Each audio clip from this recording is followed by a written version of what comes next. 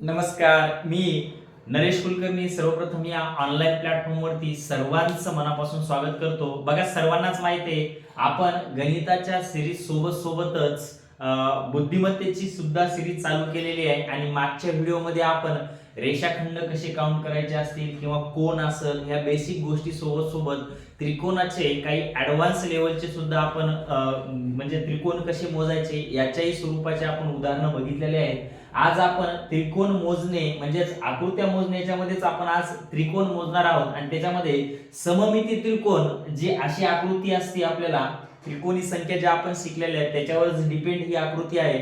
तर या आकृतीमध्ये आपल्याला एकूण त्रिकोण किती अशा स्वरूपाचा प्रश्न एक्झाम मध्ये पाहावयास मिळतो. काही मुलं हे पाठच करून जातात, पण आज आपण इथं ट्रिक, हे त्रिकोण कसे मोजायचे याची ट्रिक आपण इथं समजून घेणार आहोत. बघा, ही पहिली बेसिक फिगर आहे. याच्यात जर आपल्याला त्रिकोण मोजायचे झाले तर इझिली आपण काउंट करू शकतो, पण जशी जशी ही आकृती वाढत जाईल किंवा क्रिटिकल होत जाईल तसं तसं आपल्याला असं मोजणं पॉसिबल होणार नाही. तर आपण जे काही याच्या स्वरूपातले अवघड उदाहरणे किंवा जास्तीत जास्त आकृत्या तयार होत्या त्या स्वरूपाची उदाहरणं आपण इथं काय करणार आहोत तर ट्रिकली जाणार आहोत. पहिली बेसिक जी आकृती आहे ही आपण एकदा समजून घेऊ. बघा, हिच्यामध्ये किती त्रिकोण आहेत बघा. एक वाला, हा वाला एक, हा दोन, हा तीन, हा चार, हा वाला चार. ठीक आहे, आपल्याकडे रेड कलरचा पेन नाही आहे त्याच्यामुळे समजून घ्या, कारण की असे आपल्याला ट्रिकली जायचे. आणि हा जो मोठा आहे हा पूर्ण मोठा वाला एक, पाच. तर टोटल जे त्रिकोण आहेत हे याच्यामध्ये पाच आहेत. बघा, मी परत एकदा सांगतो की आपण मॅथच्या याच्यामध्ये संख्येच्या प्रकारामध्ये त्रिकोणी संख्या बघितलेल्या आहेत, त्याच स्वरूपाचं हे उदाहरण आहे. आता याला सममिती काय म्हणायचं. सम म्हणजे सारखे, ज्याचे सारखे भाग पडतात, जसं की एक आणि दोन, एक आणि दोन. जर इथं बघितलं तुम्ही तर एक असं करू आपण वाटल्यास, एक दोन तीन, एक दोन तीन. इथं जर बघितलं तुम्ही तर बघा, एक दोन तीन चार, एक दोन तीन चार, याला म्हणतो आपण सममिती. आता याला टॅकल कसं करायचं आपण बघू थोडक्यात. बघा, आता हे तर काढले आपण डिटेल्स, पण जर याला शॉर्ट ट्रिकली जर जायचं असेल तर कसं जाता येईल. बघा, पहिले जितकी सममितीमध्ये जेवढे आपण हे मोजलेले आहेत तेवढे असे लिहून घ्या, काउंट केलेले आहेत ते एक आणि दोन. हे केल्याच्या नंतर आपल्याला काय करायचं, या एकच्या समोर जशाला तसा एक लिहायचा, जशाला तसा एक लिहायचा. आता पहिली आपली त्रिकोण म्हणजे आपण त्रिकोणी संख्या बघितली, पहिली त्रिकोणी संख्या एक होती आपली. जर मॅथच्या उदाहरणामध्ये गेलं तर त्याच्यामध्ये दोन मिसळले तर पुन्हा तीन येते, त्याच्यामध्ये तीन मध्ये तीन मिसळली, तसं आहे त्याच टाईपचं. पण ते जरी त्रिकोणी संख्या जरी तुम्हाला माहित नसली तर इथं अजून सांगतो तुम्हाला की कशा स्वरूपाचं करायचंय. हे एक झाल्याच्या नंतर ही जी खालची संख्या आहे ही खालची संख्या याच्यात प्लस करायची आणि याच्या समोर लिहायची. दोन आणि एक किती झाले तुमचे, तीन झाले. या दोन मध्ये हे इकडला एक आपण मिक्स केला आणि त्याची बेरीज करून आपण इथे लिहिली, दोन आणि एक झाले तीन. आता ह्याचा विषय सोडून द्या, याचं काम झालेलं आहे. आता आपल्याला याच्यावरूनच गणित काढता येईल. आता काय करायचं, याची पहिली बेरीज करून घ्यायची. याची पहिली काय करायची बेरीज, एक आणि तीन किती होती तुमचे, चार. आता याच्यामध्ये काय करायचंय, आता हे लक्षात ठेवा फक्त, याच्यामध्ये आपल्याला खालून वर जायचं. कुठून जायचंय, खाल पासून ते वरती जायचंय. आणि खाली जे पहिलं आहे ते आपल्याला घ्यायचं नाही, सुरुवातीचं घ्यायचं नाही, एक सोडून एक घ्यायचं, एक सोडून एक घ्यायचं, म्हणजे तीन घ्यायचे नाही, एक घ्यायचं. आता इथं वर जर काही असतं तर आपण ते सोडून दिले असते, त्याच्यावर असतं तर ते घेतलं असतं. आता अजून पुढच्या उदाहरणामध्ये आपल्याला लगेच लक्षात येईल, पण आपल्याकडे आता सध्या तर एवढ्या संख्या आहेत आणि जे घेतलेले ते याच्यामध्ये प्लस करायचं. तर तुमचं उत्तर किती येईल सांगा, 5 येईल. ठीक आहे. आता समोरच्या आकृत्या अजून समजून घेतल्यावर अजून तुम्हाला समजायला सोपं जाईल आणि समजून पण जाईल. बघा, जसं फॉर एक्झाम्पल आता एक दोन तीन आहेत, आपण असे लिहून घेऊ, एक दोन आणि तीन. आपल्याला एकच्या समोर काय लिहायचं सांगा, एकच्या समोर ऍज इट इज जशाच तसा एक लिहायचा. आता या दोन मध्ये हा एक ऍड करून या दोनच्या समोर लिहा, दोन आणि एक किती झाले, तीन. या तीन मध्ये हे तीन ऍड करून याच्या समोर लिहा, तीन आणि तीन किती झाले, 6. याचं काम आपलं झालेलं आहे. आता या सगळ्याची बेरीज करा, टोटल बेरीज येईल 10. आपण पहिलं सोडून देतो, दुसरं घेतो, पुन्हा एक सोडून, एक घेतो, एक सोडून. याच्या वर जर असतं तर ते घेतलं असतं, एक सोडून खालून सोडायचं, खालपासून वर जायचं आणि हे जर 3 केले ऍड तर याच्यामध्ये टोटल जी संख्या येणार आहे त्रिकोणाची ही 13 येणार. किती येणार आहे? 13. तर या आकृतीमध्ये 13 ही संख्या येईल. एकूण त्रिकोण या आकृतीमध्ये 13 येतील. हे वाला एक करू आपण. चला बघा 1 2 3 4 1 2 3 4. तर 1 2 3 4. आता असं लिहून घेतलं तर 1 च्या समोर आपल्याला काय लिहायचं सांगा? 1 लिहायचा. आता या 1 मध्ये हा 1, 2 मध्ये हा 1 प्लस करा 3 येतील. या 3 मध्ये हे 3 प्लस करा इथं 6 येतील. या 6 मध्ये इथं या 4 मध्ये 6 प्लस करा इथं किती येतील तुमचे 10 येतील. याचं काम झालेलं आहे. आता या सगळ्याची बेरीज करा. 3 आणि 1 4 4 आणि 6 10 10 आणि 10 किती झाले? 20 झाले.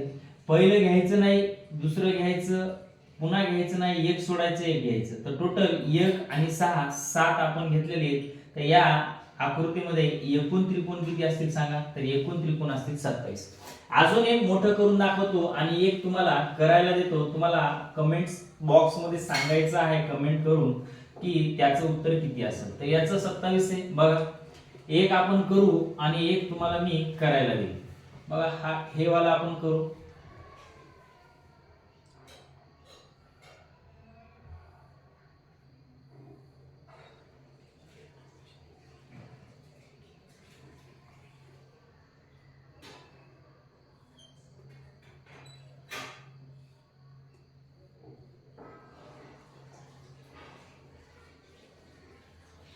थोडीशी आकृती जर काढण्यात चुकली असेल तर ऍडजस्ट करा. बघा जर आपण बघितलं तर 1 2 3 4 5 1 2 3 4 5. तर आपल्याला पहिल्यांदा काय लिहून घ्यायचे? तर बघा 1 2 3 4 आणि 5 लिहून घेतले. चला 1 च्या समोर काय लिहायचं आपल्याला सांगा? 1 च्या समोर आपल्याला एकच लिहायचं आहे. 1 लिहून घ्या. ठीक आहे. त्याच्यानंतर या दोन्हीची बेरीज करून लिहा 3. त्याच्यानंतर या दोन्हीची बेरीज करा किती येईल तुमची इथं 6. या दोन्हीची बेरीज करा किती येईल तुमची 10 आणि या दोन्हीची बेरीज करा इथं किती येईल 15.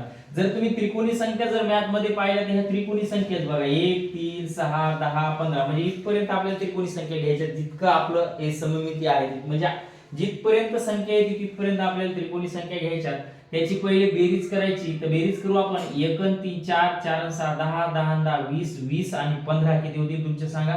तर 35 होतील. प्लस आपली शेवटची स्टेज आहे. हे सोडून द्यायचं, हे घ्यायचं, हे सोडून द्यायचं, हे घ्यायचं, हे सोडून द्यायचं, एक सोडायचं, एक घ्यायचं, एक सोडायचं, एक घ्यायचं. मग आता इथं 10 आणि 3 13 याच्यामध्ये प्लस किती करावं लागतील आपल्याला? 13. तर याचं उत्तर असेल 48. तर या त्रिकोणामध्ये एकूण किती त्रिकोण असतील? या आकृतीमध्ये एकूण किती त्रिकोण असतील? तर तुम्हाला सांगायचे 48. आता 6 वाली आकृती तुम्ही काढा आणि त्याच्यामध्ये किती एकूण त्रिकोण असतील हे त्रिकोण तुम्ही शोधून दाखवा. चला याच्यानंतर आपण चौरस, चौकोन आणि आयत हे मोजायला शिकणार आहोत. फक्त तुम्हाला मी त्याच्यातला आजच्या व्हिडिओमध्ये मी तुम्हाला त्याच्यातला डिफरन्स सांगल आणि नंतरच्या व्हिडिओमध्ये त्याच्या ट्रिक तुम्हाला मी सांगल. ठीक आहे. पहिली गोष्ट तर आपल्याला मोजायचंय चौरस, चौकोन किंवा इथं आपण आयत घेऊ. आधी आयत, चौरस, चौकोन, आयत आणि इथं घेऊ आपण चौरस, आयत आणि इथे घेऊ चौकोन. मोजणे बघा चौरस मोजायचा, आयत मोजायचा आणि चौकोन मोजायचा. ह्या 3 गोष्टी आपल्याला मोजायच्या आहेत. तर याच्यात आपल्याला माहित पाहिजे चौरस म्हणजे काय, आयत म्हणजे काय आणि चौकोन म्हणजे काय. तर बघा पहिली गोष्ट चौरस म्हणजे ज्याच्या चारही बाजू समान आहेत. ज्याच्या चारही बाजू समान आहेत त्याला आपण चौरस, त्याला आपण स्क्वेअर म्हणतो. याचा अर्थ ही बाजू, ही बाजू आणि ही बाजू आणि ही बाजू या चारही बाजू जर समान असेल तर याला काय म्हणा? तर चौरस म्हणा. याला काय म्हणा? चौरस. याचा अर्थ ही बाजू जर 10 सेंटीमीटर असेल तर ही 10 सेंटीमीटर, ही 10 सेंटीमीटर आणि ही 10 सेंटीमीटर, त्याला म्हणायचे चौरस. आता आपण बघू आयत म्हणजे काय. आयत म्हणजे ज्याच्या समोरासमोरील बाजू या एकरूप आहेत किंवा समान आहेत त्याला काय म्हणतो आपण? आयत. अजून थोडस असं घेऊ म्हणजे तुम्हाला समजेल. बघा हा झाला तुमचा आयत. याचा अर्थ ही बाजू आणि ही बाजू एकरूप आहे आणि त्याच्यासोबत या समोरा सम्मुख बाजू त्याला म्हणतो आपण. ह्या बाजू ज्याच्या समोरासमोरी बाजू ज्याच्या आहे त्याला एकरूप आहे, त्याला काय म्हणायचं तर त्याला म्हणायचं आयत. आयत याचा अर्थ ही बाजू जर 20 असेल तर ही बाजू 20 आहे, ही 10 असेल तर ही सुद्धा किती आहे तुमची 10 आहे, याला म्हणायचं आयत. म्हणजेच चौरसाच्या चारी बाजू समान असतात, आयताच्या समोरासमोरील बाजू समान असतात. आणि चौकोन कशाला म्हणतो आपण, बघा सगळ्यांना तर 4 कोन असतातच, चौकोन म्हणजे ज्याला 4 कोन आहेत त्याला आपण चौकोन म्हणतो. फॉर एक्झाम्पल कुठलीही जरी आकृती काढली आणि जर त्याला 4 कोन असतील तर त्याला आपण चौकोन म्हणू शकतो. याचा अर्थ याला 4 कोन आहेत का, यस सर 4 कोन आहेत, तर याला काय म्हणू शकतो आपण, याला चौरसही म्हणू शकतो आणि चौकोन सुद्धा म्हणू शकतो. याला सुद्धा काय म्हणू शकतो तर यालाही तुम्ही चौकोन म्हणू शकता, चौकोन म्हणू शकता. अजून जर मी अशी पतंगासारखी आकृती काढली तर यालाही तुम्हाला चौकोन म्हणता येईल, कारण की 1 कोन 2 कोन 3 कोन 4 कोन ही समलंब प्रकारची जरी मी आकृती काढली तर यालाही तुम्हाला काय म्हणावं लागेल तर चौकोन, कारण की किती कोन आहेत याला 4 कोन. म्हणजे कुठल्याही आकृतीला जर 4 कोन असतील तर तिला आपण चौकोन म्हणतो, पण चारही बाजू जर समान असेल तर तिला आपण चौरस म्हणतो. याचा अर्थ चौकोन चौरस होऊ शकतो, पण कुठल्याही याला आपण चौरस म्हणू शकत नाही, याला आपण चौरस म्हणू शकत नाही. चौकोन म्हणू शकतो पण चौरस म्हणू शकत नाही. मग आपल्याला विचारताना ते काय विचारतील, एक तर चौरस विचारतील, एक तर आयत विचारतील आणि किंवा चौकोन विचारतील. याच्यापैकी एक विचारतील किंवा तीनही विचारू द्या. आपल्याकडे एकदम भारी ट्रिक आहे, त्या ट्रिकनं आपण हे सगळे जे आकृत्या आहेत हे आपण उद्याच्या लेक्चरमध्ये बघणार आहोत. जर व्हिडिओ आवडला असेल तर व्हिडिओला लाईक करा, शेअर करा आणि सबस्क्राईब करा. बेल आयकॉन दाबा, जेणेकरून तुम्हाला प्रत्येक नवीन व्हिडिओचं नोटिफिकेशन भेटेल. लवकरच परत भेटू, तोपर्यंत धन्यवाद.